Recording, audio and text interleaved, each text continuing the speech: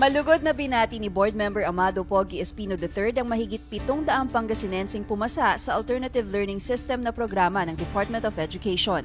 Ang ALS program ay dinisenyo ng DepEd upang bigyan ng basic education ng mga out-of-school children, youth at adults, at katuwang ng DepEd sa nasabing programa ang provincial government. Ang mapaganda ang inyong kabuhayan ay hindi po ang pangako at adhikain ng provincial government. Nagtatrabaho upang mapaganda hindi na po para sa atin kung hindi sa mga susunod na henerasyon. Ani Board Member Espino, karapat-dapat lang na purihin ang mga pumasa sa ALS program dahil porsigido mga itong makapag-aral upang makahanap ng magandang trabaho. Nandito ang inspirasyon na nasa paligid ninyo. Alam ko ito ang dahilan kung bakit gusto nyo magtapos.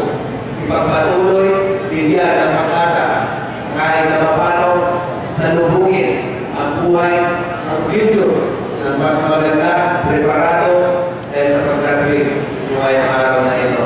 Pinuri din ni Vice Governor Jose Ferdinand Calimlim Jr. ang mga ALS test passer dahil sa ipinakitang determinasyon, hindi lang sa pamilya kundi sa buong komunidad. Dahil sa kabila ng hirap ng buhay, ninais pa rin nilang sumali sa ALS Non-Formal Education Program. Future starts now.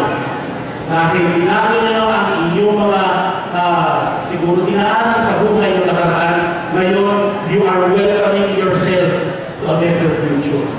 Bilang requirement sa pagtatapos ng ALS program, sumailalim sa 10 buwan na learning period ang mga estudyante at kinumpleto ang 800 hours ng learning session.